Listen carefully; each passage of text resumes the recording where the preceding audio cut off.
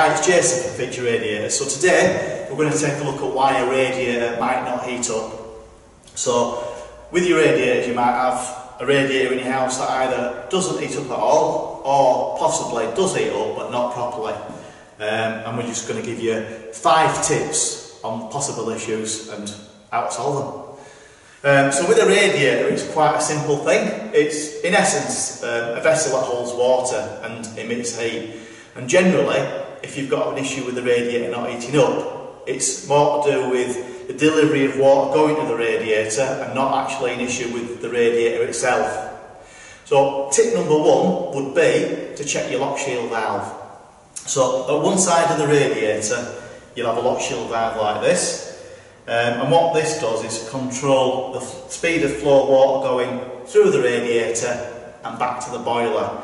Now, it's normally something that your installer will set on installation, so you don't actually normally need to touch it. But because we've got an issue, we're going to need to make sure that the flow's maximised and we're going to open it up fully. So, generally, you've got a cap on them. So if you turn that anti-clockwise, you generally reveal either a flathead screwdriver fitting or an Allen key fitting. In this case, it's an Allen key fitting. So we're going to bob that in there. And all you do is you turn it anti-clockwise, and by doing that you're lifting up like a plunger inside to maximise the flow. Now tip 2 is looking at the other side. So it's a control side. It's generally going to be thermostatic, or it could be the control part of a manual set. So what we're going to do is open this up to the maximum position. Okay, so all we're going to do is turn it anti-clockwise to do so. Now you could actually go a step further than this if you wanted to, so you could actually remove the head altogether.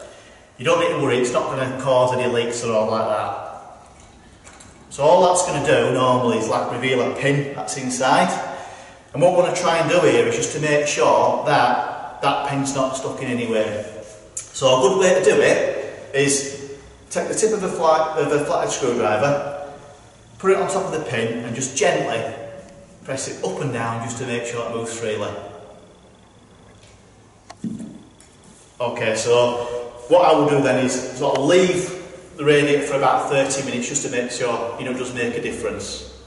Tip number 3 would be venting the radiator. Now, we've done a really good video on venting that's shown in a link in the description below, so take a look at that. But basically, you've got an air vent on your radiator, and it'd either have a flathead screwdriver fitting or you'd have like a bleed key fitting on it.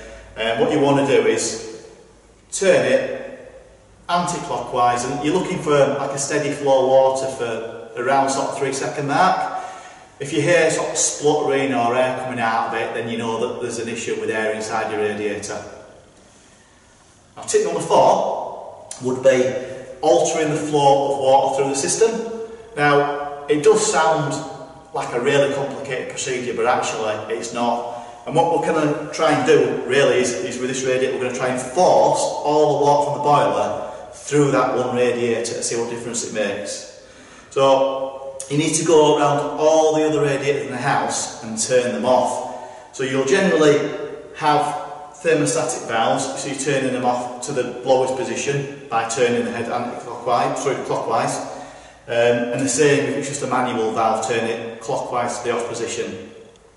Now, if you find that that's not making a difference, then what I would do is contact your installer, because there's likely to be an inherent issue there. If it does make a difference, then this is tip number 5. It seems to have to do with balancing. Now, again, video-wise, we've done a great video on balancing, and it's in the link below in the description, so take a look at that please.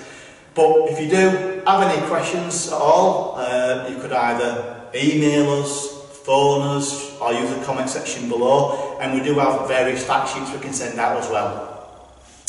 That's your job done.